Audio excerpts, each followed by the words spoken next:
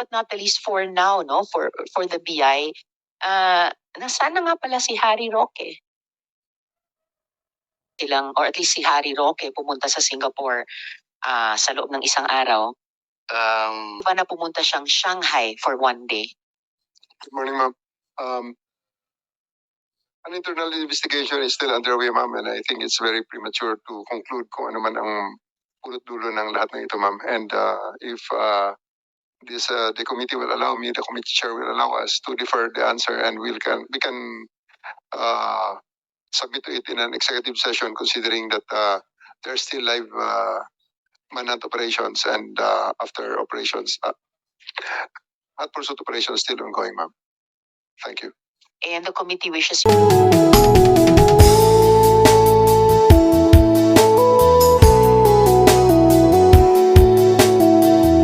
which is arguably the hottest issue na hinarap ng gobyerno in the last year. Then I'm telling you, maybe we need to revisit this policy, how it has been implemented so far.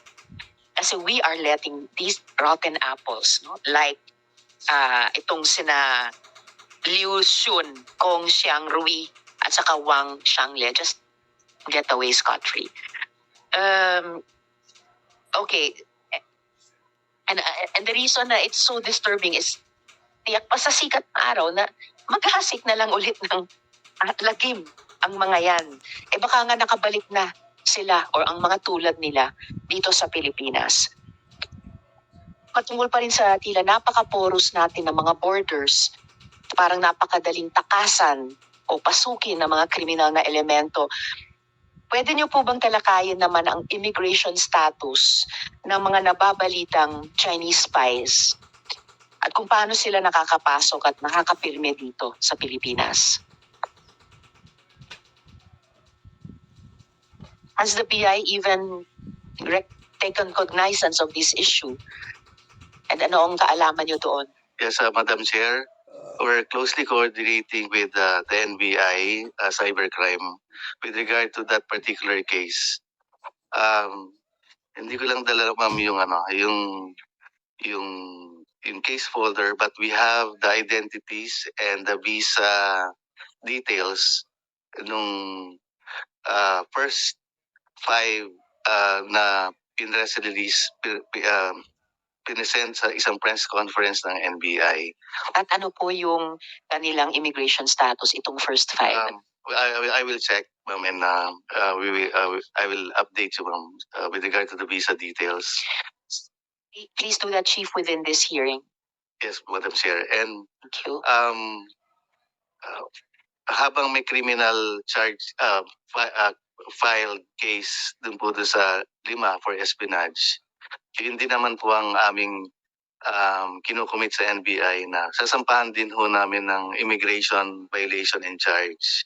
So both administratively and criminally charged po yung magiging violation and offense ng 5 subjects or involved sa espionage. Sino po yung BI officer or personnel na tinutukoy nyo? No, NBI, ma'am, in charge sa case. No, you mentioned something about that you will investigate or implement disciplinary proceedings. Just your previous statement. It's the 5 subjects, ma'am, na involved sa espionage, yung foreign nationals. While the criminal case is ongoing, we will also file immigration violation charge or charges against these 5. Against these 5, all right. And mamaya, tatanungin ko rin ng NBI kung ano mga aktibidades nitong 5 ang binantayan nila and ano yung mga aksyon nila na gagawin kaugnay nila.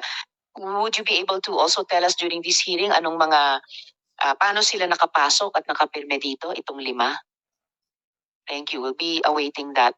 And last but not the least for now, no, for the BI, nasaan na nga pala si Harry Roque?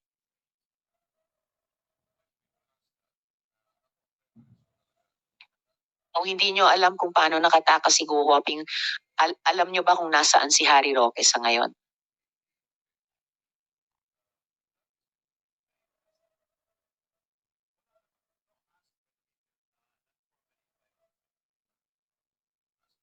Is he still in Dubai? Madam Chair, we can't recall the dates anymore, but ang the last information that we had against on the couple, the Roques, umalis po ng Singapore yung wife, and then nagbound for Dubai. And there's also a sighting of Harry Roque also in Dubai. There's also an information na umalis po sila sometime December, and then yung information po na yon, after any information after, sorry Madam Chair, but we don't have any more information. Alam nyo ba na pumunta silang, or at least si Harry Roque pumunta sa Singapore sa loob ng isang araw? Or rather, pumunta ng siya.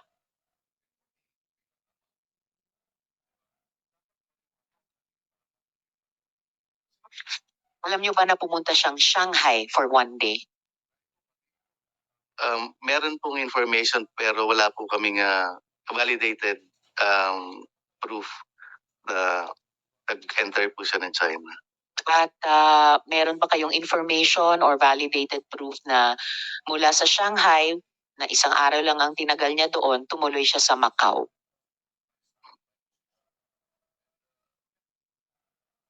Madam Chair, sorry, wala po kaming pero meron po kaming alam na pumunta rin po siya ng Japan.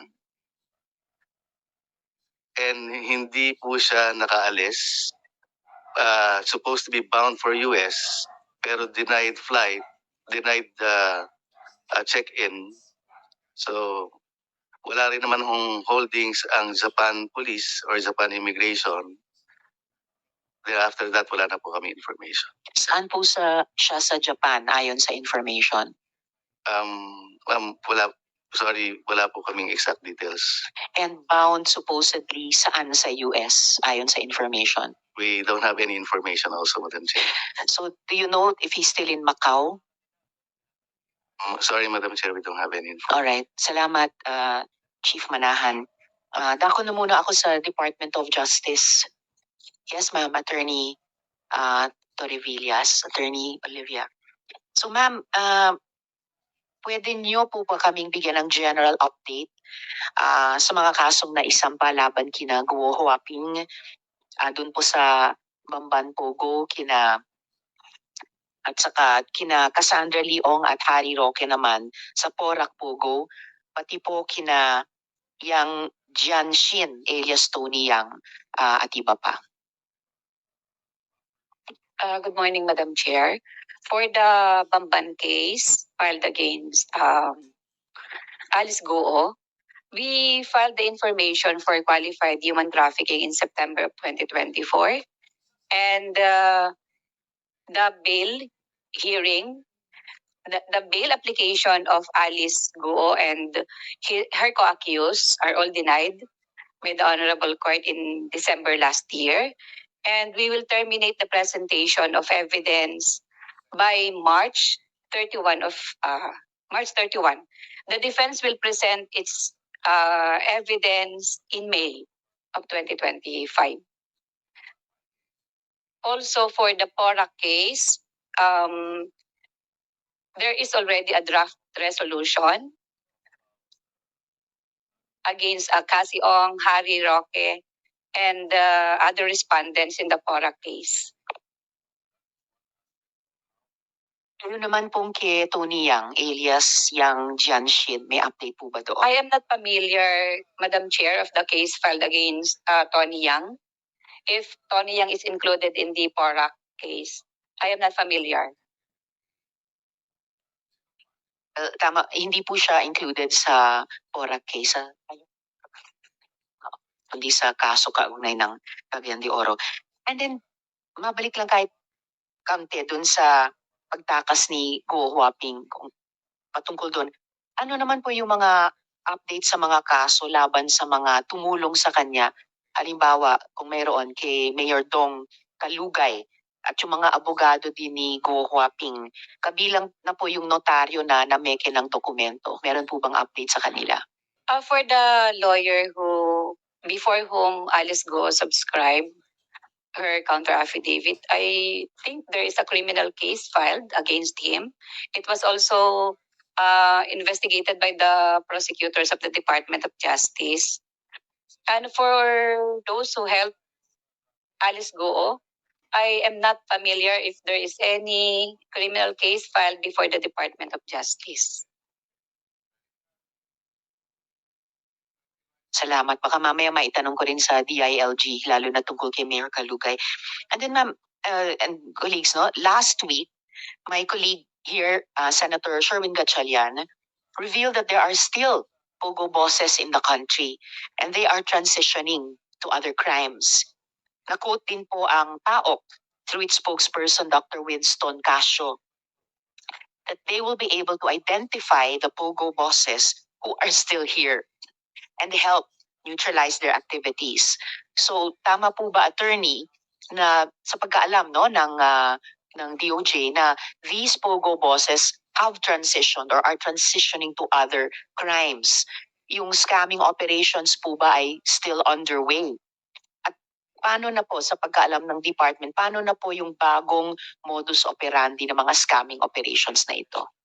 Madam Chair, I am not aware of any other crime filed by the PAOK with the Department of Justice. Recently, they filed the same cases of anti-human trafficking,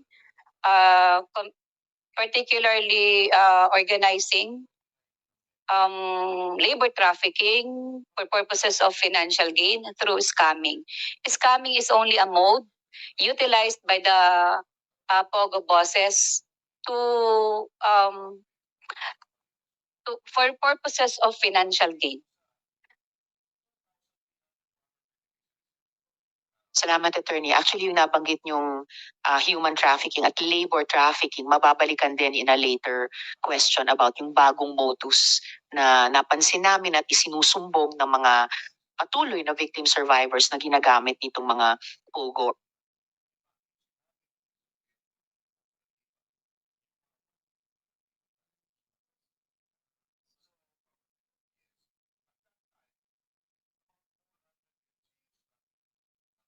Work from home. Some of the bosses daw, according to our partner Leas, galing pa sa ibang bansa. So they're working from their country po. Not anymore here in the Philippines. Pero not verified, Madam Chair.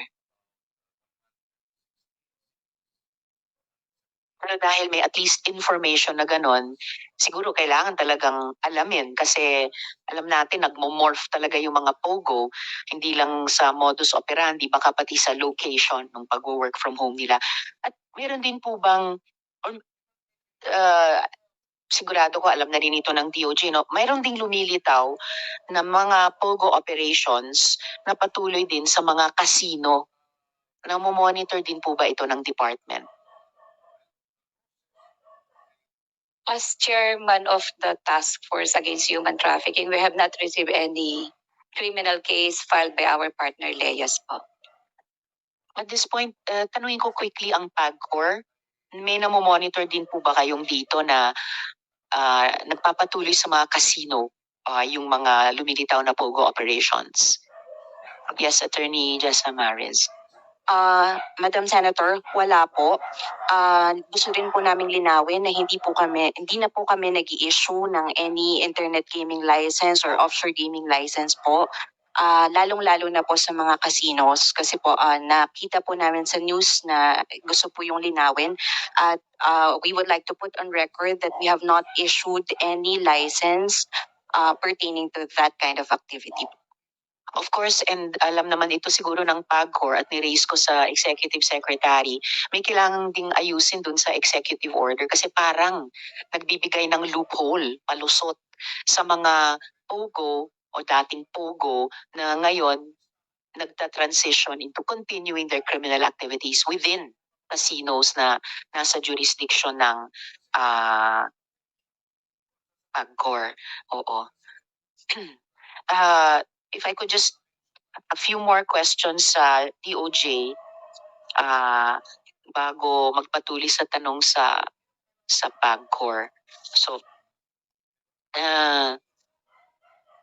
ayun, just a recent and very disturbing event, no, Attorney Olivia.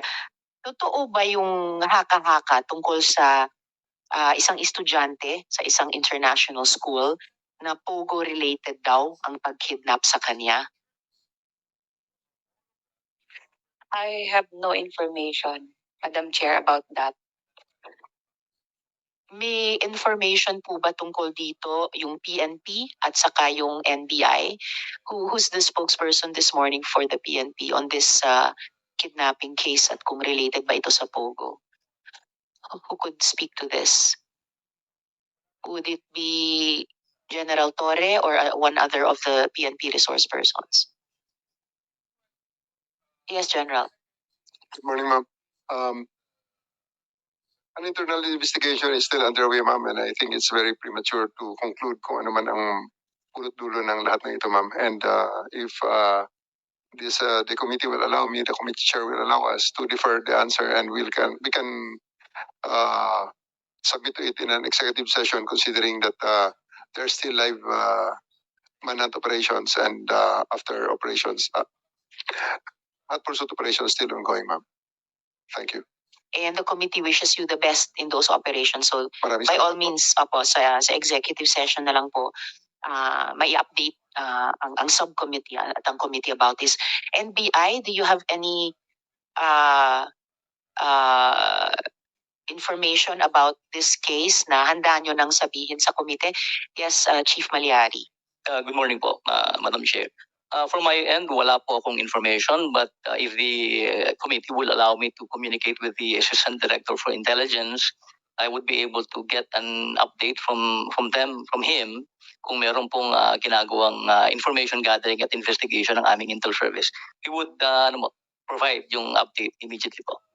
Alright, salamat po. And again, the same courtesy, the committee is always ready to extend as to the PNP sa NBI din po. Anything that you would need to tell in executive session ay ma-appreciate po ng komite at ng aming chair. Balikan ko po si Attorney Olivia for the DOJ.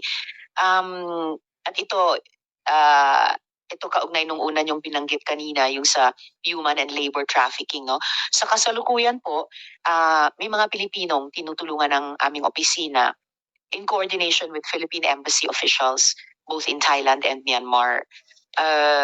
Ito po, ipa-flash ko ulit yung travel ads nung kanina. Mga biktima po sila ng human trafficking gamit ang isang bagong modus operandi.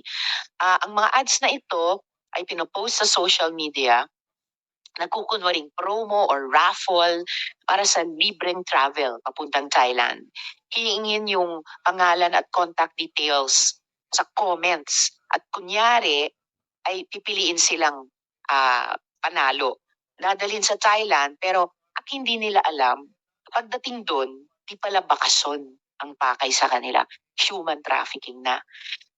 Pipiliting itawid sa Maysot papuntang Myanmar at dadalhin sa online gaming at scamming centers. Ikukulong at pipilitin ng magtrabaho. Kung umalma ang mga Pilipino, as before, bugbog at abuso ang aabutin. At ang pinakamasaklap pa, ang mga babae ay nagiging biktima ng panggagahasa at saka sexual abuse. So dahil dito po sila dinadala sa Myawaddy, kung saan matatagpuan ang mga scamming, online gaming at human trafficking compounds. Aware po ba ang DOJ IACAT attorney sa bagong modus operandi na ito? At ano po ang ginagawa ng department at ng council para pigilan ang panloloko at pambibiktima sa mga Pilipino? I cannot speak for IACAT, but rest assured, Madam Chair, that I will communicate with the head of IACAT, Undersecretary Nicholas T, about this matter, so that the IACAT could extend the necessary assistance to our kababayan. Salamat. Pero at least sa department level, aware na po ang department dito sa bagong modus operandi. If it's already in the news, perhaps the department is already aware of it, Madam Chair. Salamat, attorney. Tanungin ko rin ang DMW sa usaping ito, pero quickly muna sa Bureau of Immigration. Has the Bureau heard of this modus operandi at handa ba ang Bureau na i-combat, na labanan itong bagong modus? Yes, Attorney Santos. Yes, ma'am.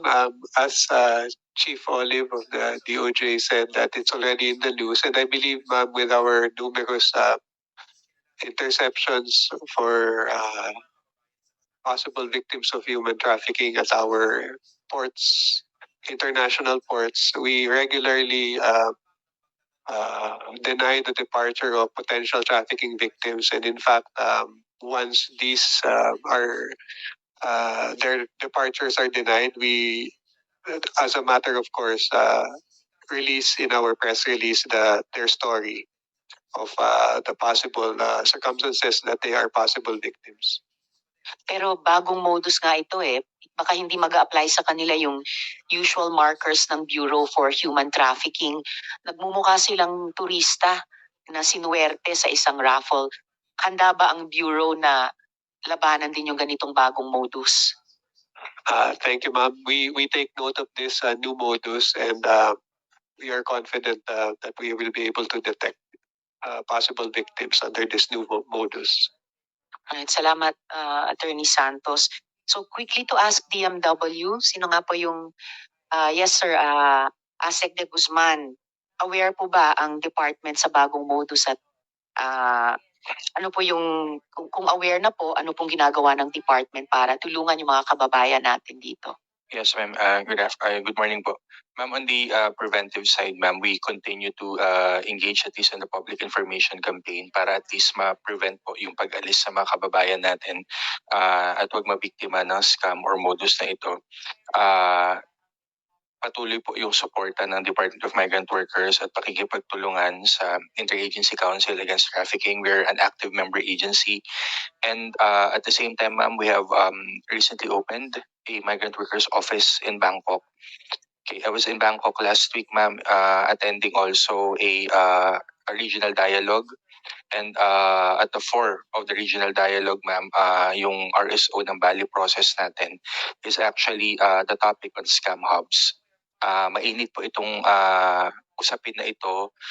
In particular, ma'am, this particular area, yung sa Muadi, saka sa Misot na area, ma'am, if the sharing and the information that was given to us by the other delegates who are closely working around that border, nagputulan na daw po ng kuryente at internet doon sa area.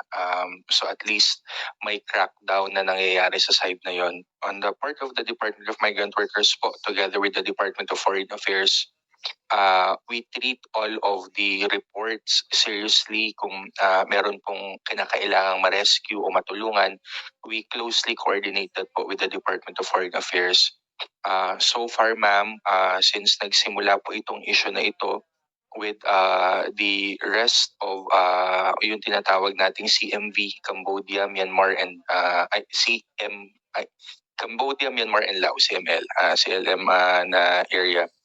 Since nagsimula po itong issue na to, ma'am, we've assisted 172 na tumawid na nakabalik galing Myanmar, providing them with the necessary repatriation and reintegration assistance. So patuloy po yung suporta, saka po yung pakikipagtulungan ng Department of Migrant Workers sa iba nating government agency, also with other groups internationally and both locally para po masuportahan at matutukan ito.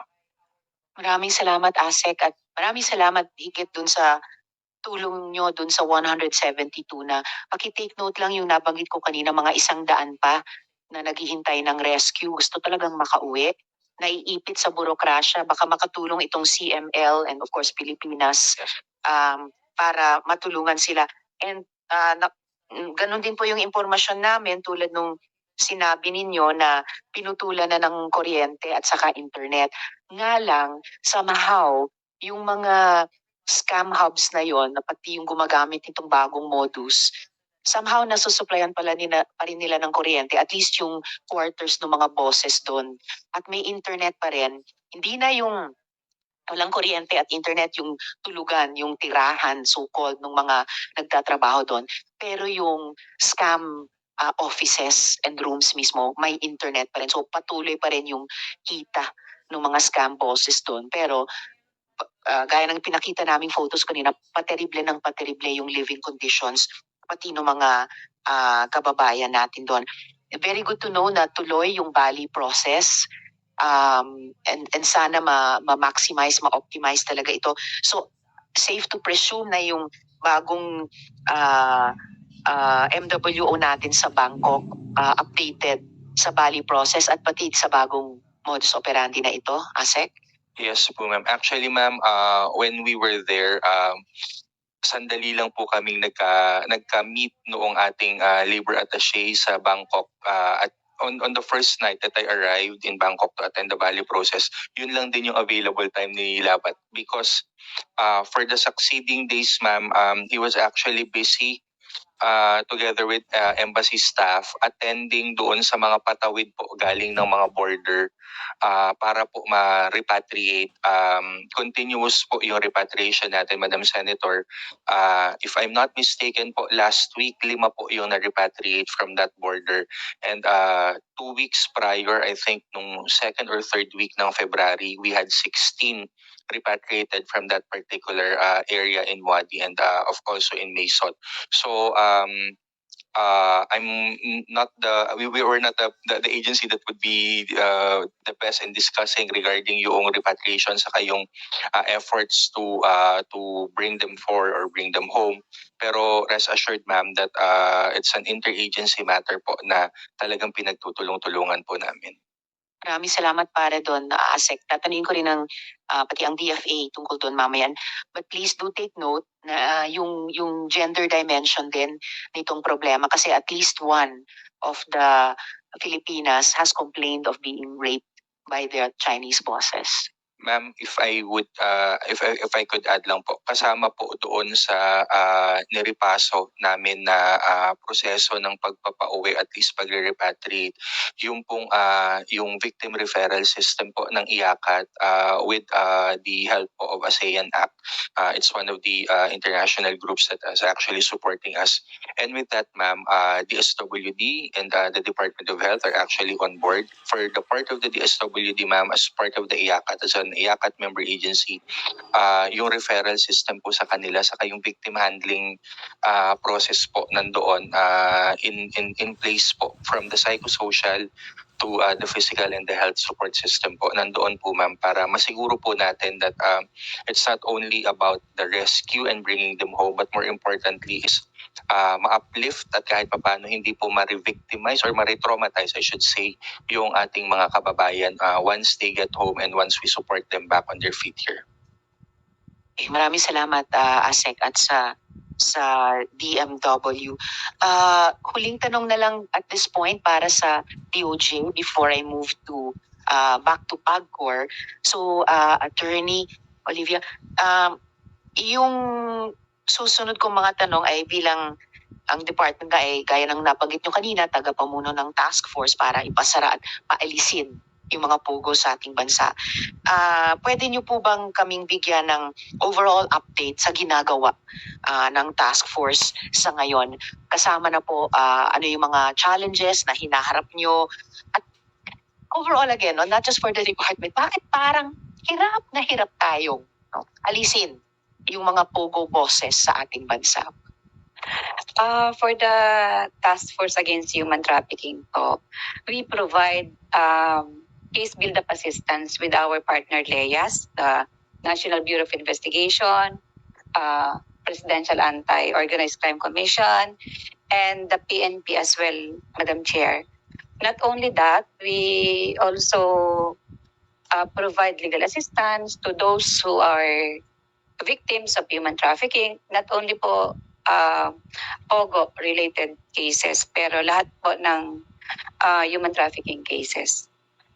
Also, we accommodate the LEAS, Madam Chair, particularly in the cases filed with the Department of Justice. Yung task force ko po ang nag-handle lahat po ng cases like Kibuloy, Alice Goo, Casiong po, lahat po ng human trafficking cases filed with the Department of Justice. So limited po kami dun sa i-refer po ng ating leyas. But insofar as the investigation, prior to, during, and after the operation of our leyas, we provide legal assistance. Kasi po meron po kaming Department Circular number 20 sa Department of Justice, and we are obliged to extend assistance to our partner leyas. To see to it po na, number one, maganda po yung kaso at hindi po tayo natatalo. May challenges po ba kayong hinaharap sa paggawa nito? At tama ba yung sense namin na parang hirap na hirap tayong paalisin talaga yung mga POGO bosses for good? Kung nagko-conquer ang department, bakit tayo hirap na hirap dyan?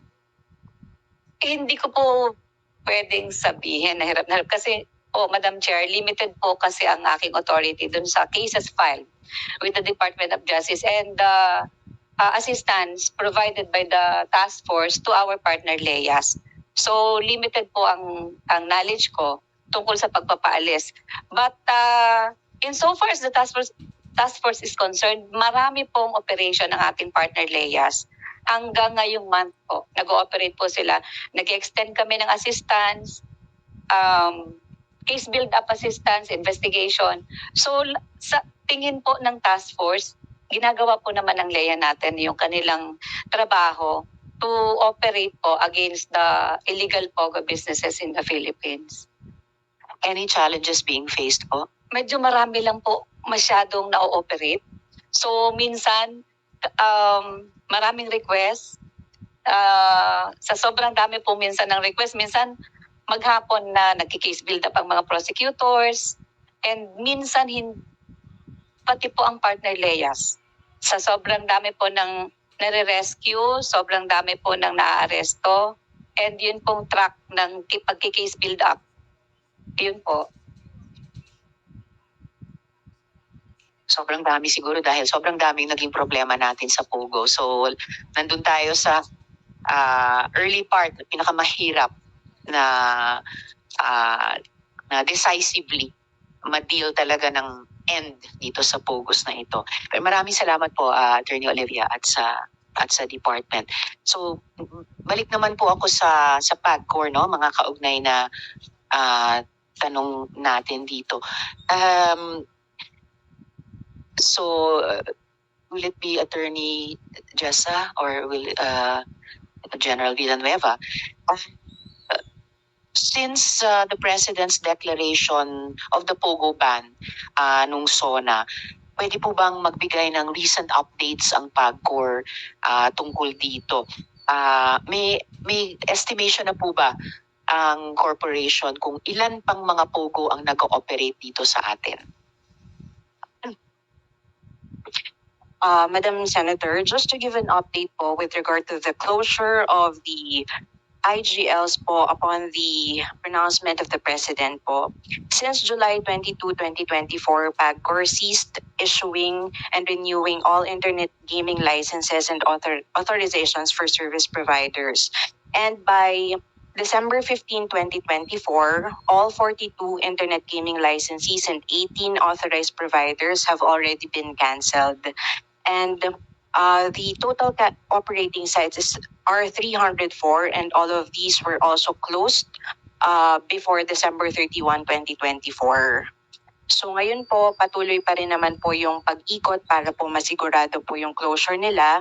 And nagbibigay din po tayo ng information whenever we receive reports po that there are illegal operations around Metro Manila or in other karatig po na probinsya or mga cities. Nire-report po natin ito sa law enforcement agencies para po